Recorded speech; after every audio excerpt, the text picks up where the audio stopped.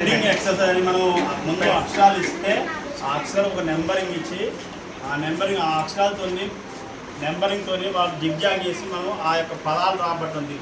ఇది మనకు 1వ తరగతిలో బాగా ఉపయోగపడుతుంది. అన్ని పాఠాలు కూడా 1 నుంచి 12 పాఠాలకి ఈ ఎక్సర్సైజ్ ఎక్కువ ఉన్నాయి. అంటే పిల్లలకి ఇట్లా చేపేయడం వల్ల పదజాలం మీద బాగా డెవలప్మెంట్ ఉంటుంది. పదజాలం ఎప్పుడైతే వాడు పదాలు బాగా నేర్చుకుంటారో వాక్యాలు నేర్చుకున్నాక ఆ యొక్క పేరాలు కానీ ఇంకా స్టోరీ కానీ నేర్చుకునే అవకాశం ఇప్పుడు. కాబట్టి ముందు ఫస్ట్ క్లాస్ పిల్లలకు మాత్రమే ఈ ఎక్సర్సైజ్. కాబట్టి ధ్వని అక్షరం అంటే మనం ఏం చేసినాం, ధ్వని గుర్తింపు చేసాము, అక్షర గుర్తింపు చేసాము.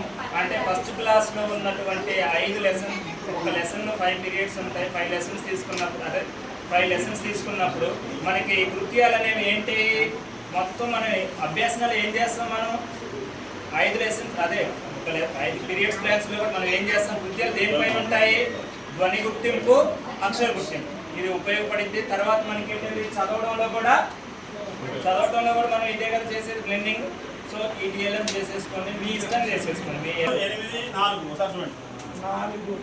4వ అక్షరం ఏంటి, కమ్. 8వ అక్షరం అనుకున్నాం, ట. 8వ అక్షరం ట. ఇంకా 4వ అక్షరం కమ్ ట కమ్. నెక్స్ట్ ఇంకోటి 5, 1 అంటే మేడం చూడండి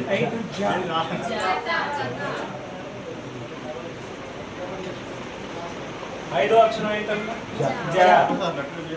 నెక్స్ట్ 1వ అక్షరం త.